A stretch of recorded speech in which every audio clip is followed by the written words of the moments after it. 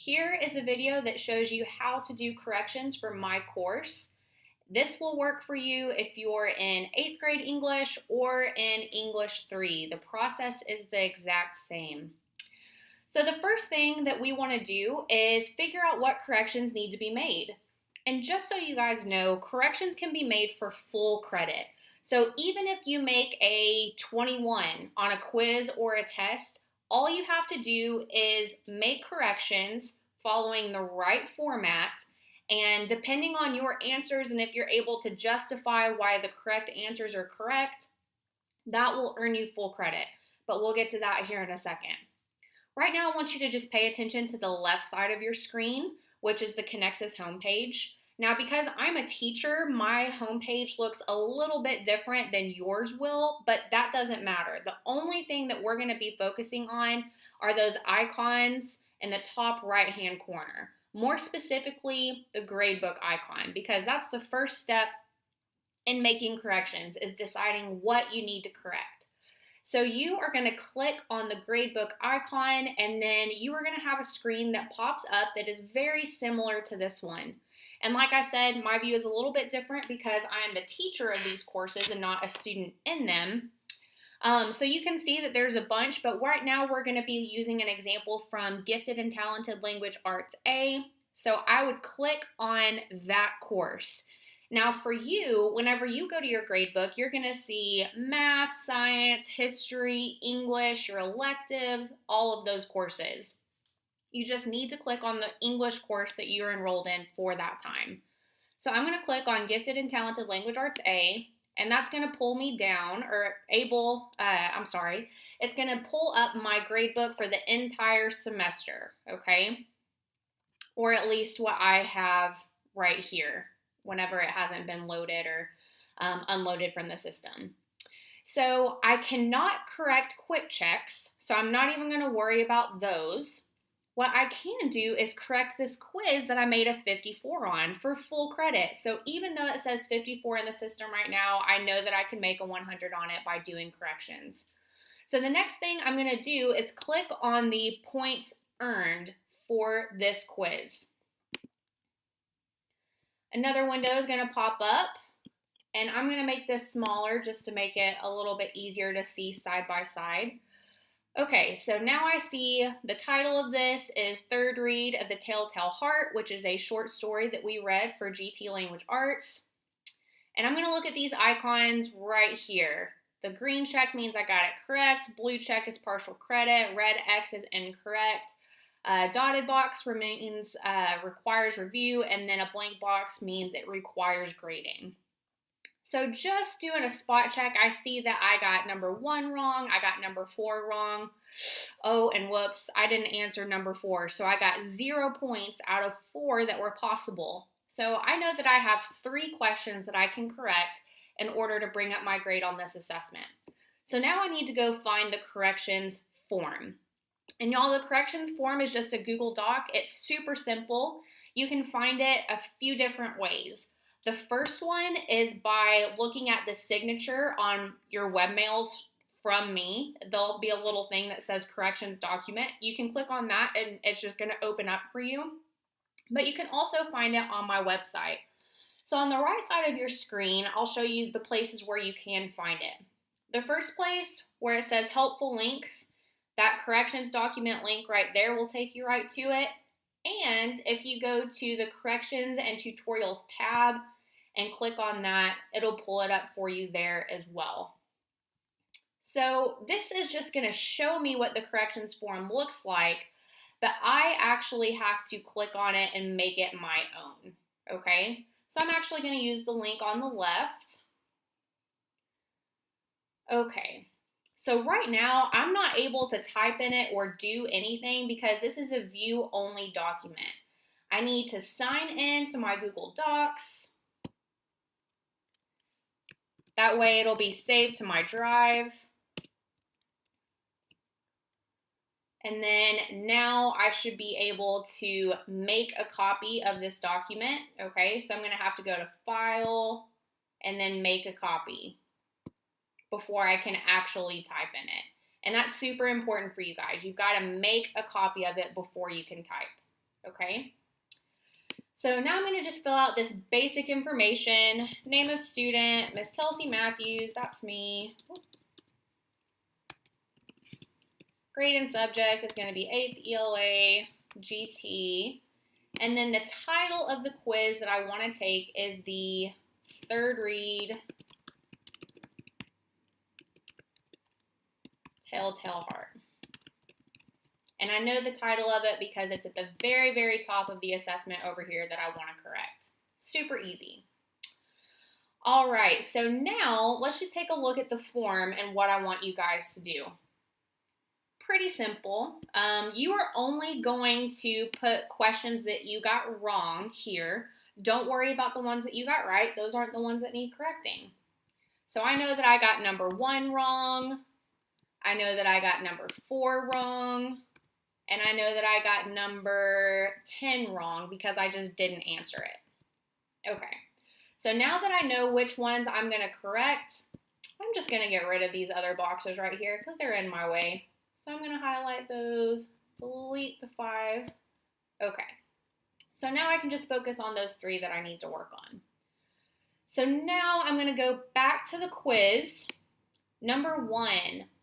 Why does the sound of the old man's groan in the middle of the night sound familiar to the narrator of the Telltale Heart? Well, I picked C, which is incorrect, so I'm going to put my original answer as C on my corrections document. But I know that the correct answer is A because it has 1 point next to the correct answer. So I'm going to come back over to my document and put A. So the question I got wrong is number 1. My original answer was C, but the correct answer is A. So now all that's left for me to do is justify my corrections. I have to explain why the correct answer should have been selected. Now for this one, this has to do with The Telltale Heart by Edgar Allan Poe, which is a short story that we read in 8th grade language arts GT, found on page 38. So because I got this one wrong, that tells me that there is something that I am missing. There's something that I don't remember, or maybe I just skipped over it the first time. So I'm going to go back to my story, and I am going to reread it, looking for hints about the old man's groan in the middle of the night and why it might sound familiar to the narrator. So I'm reading, and eureka! On page 42, I found a direct quote, okay? So in this direct quote, it tells me that the narrator himself has groaned in terror in the middle of the night. So in order to justify my corrections, I'm going to say page 42 of textbook, and then I can directly quote what was said. And it's a lot to type just in this little tutorial, so I'm not going to type it for quick purposes. I'm just going to do this. We're going to pretend that the quote from the novel or from the literature book is in there. So I'm going to say page 42 of the literature book, there's my quote. There is proof that the answer is correct, and then bam, I'm done with that one. All right, so number 4. What kind of pronoun is used in the following sentence? After staying up all night to read the complete works of Poe, Tyler managed to scare himself. I said that it was a personal pronoun, which is incorrect. I'm going to put my original answer as C. And then the correct answer is going to be A, and I know that because it has 1 point next to it. So the answer should have been that it is a reflexive pronoun. And y'all, it is okay if you have to pause and go back to the literature book and read, or you may need to do a little bit of digging on your own. You know, look at some tutorial videos online, go back to those live lesson recordings, go back to your notes and see what you're having trouble with. And for the sake of this tutorial, let's say I don't remember what a reflexive pronoun is. So I can use my resources. I can be an investigator and look up what are reflexive pronouns. Okay, so a reflexive pronoun, it tells me, is normally used when the object of the sentence is the same as the subject. So each personal pronoun, such as I, you, he, and she, has its own reflective form. Like I is to myself, as you is to you, yourself, or yourselves. Now that's a very, very simple definition just from Wikipedia, But I feel like there's probably a better explanation from maybe Khan Academy or something like that. So let's look. Let's see if there's Khan Academy. And that will really show me, oh my gosh, hey, this is what a reflexive pronoun is, and here is how you use it. So I'm going to watch this video, and then I'm going to come back over here to my corrections document, and then I'm going to be able to tell me, Miss Matthews, what is a reflexive pronoun and why is that answer correct? Well, after watching that tutorial video, I know that a reflexive pronoun is like myself or herself, and it shows when the object of the sentence is also the subject of the sentence. So I see the word himself talking about Tyler, the object or subject of the sentence, and now I understand that it's reflexive, okay? So I've got the definition of reflexive pronouns over here, and in the example, himself is the object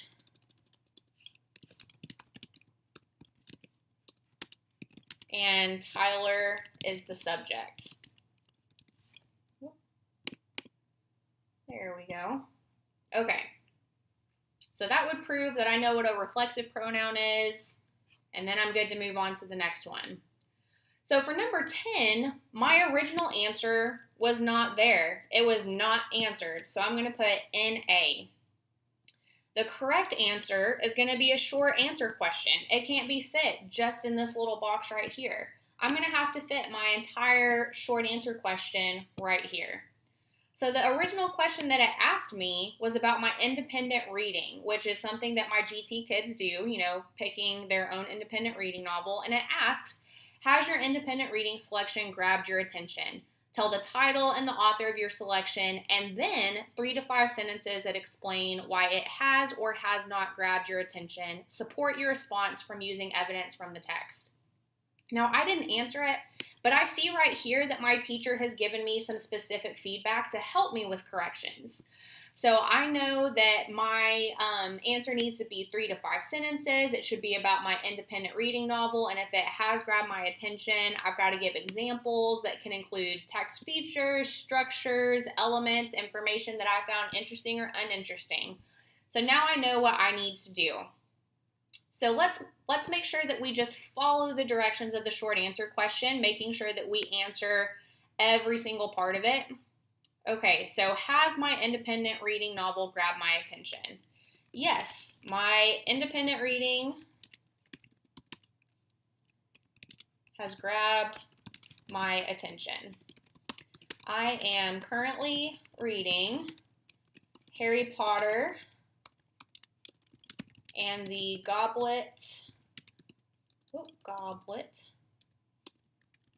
of Fire by J.K. Rowling, and I love it because I love Harry Potter. Okay, so I have said, yes, my independent reading selection has grabbed my attention, sorry about that. I've told the title and the author of my selection, and y'all, especially if you're reading a series, make sure you specify which one you're reading. Just make sure you're getting really specific with your response. And now, in 3 to 5 sentences, I explain why it has grabbed my attention.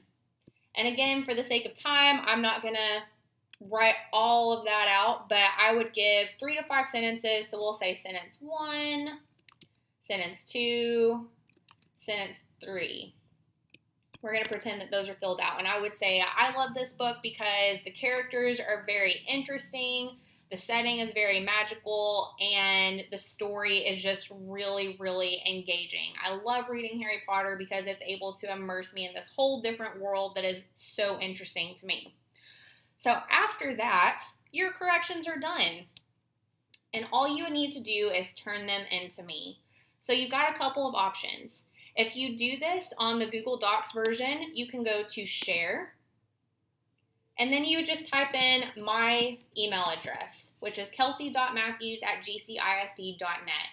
If you do that, then I'm going to get an email notification saying, hey, you have somebody that's turned in corrections. If you choose to do it a different way, you would go to File, Download as PDF, and then it's going to download that document to your computer so that you can attach it to a webmail and send it to me that way.